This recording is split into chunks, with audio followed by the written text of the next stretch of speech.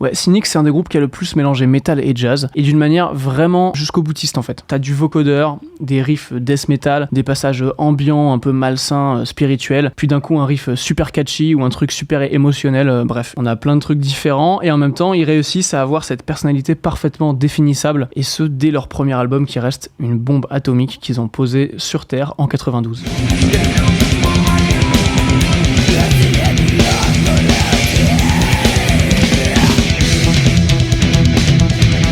Bon, clairement, on est en plein dans du death metal, hein. La batterie, la double pédale à donf, les guitares saturées, le chant saturé, les riffs, ok. Mais on entend qu'il y a plein de trucs en plus là-dedans. Le premier truc qui saute à l'oreille, selon moi, hein, c'est le vocodeur à la voix. À la voix, c'est Paul Masvidal, qui est encore actif et tout, c'est un gars super prolifique et super intéressant. Et en 2024, avoir un album avec du vocodeur, ce serait un peu couillu. Alors, dans les années 80, vous imaginez bien que c'était pas monnaie courante, quoi.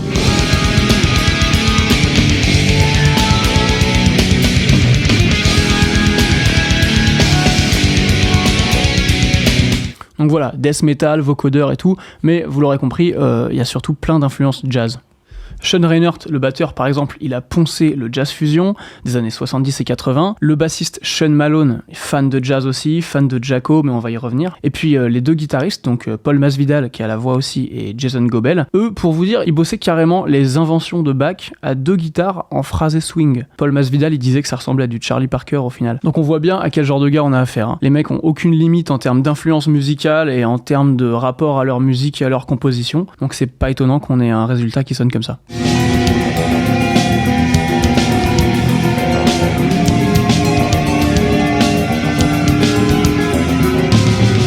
Ouais, du coup, batterie orientée groove, basse influencée jazz fusion aussi, et en termes de guitare d'ailleurs, parce qu'on en a pas trop parlé, beaucoup de moments sans trop de distorsion, avec des sons clairs, pour laisser un peu plus la place aux accords un peu enrichis et tout. D'ailleurs, voilà, des accords influencés jazz avec des 7e, des 9e, enfin bref, des enrichissements, un truc typique du jazz. Puis au-delà de la nature des accords en question, on a aussi genre les progressions harmoniques, avec des couleurs majeures, des modulations, etc. D'ailleurs, ça participe au côté spirituel du groupe qu'on a un peu évoqué et qu'on a réussi à entendre un peu. Mais on va en parler un peu mieux juste après. Restez dans le coin.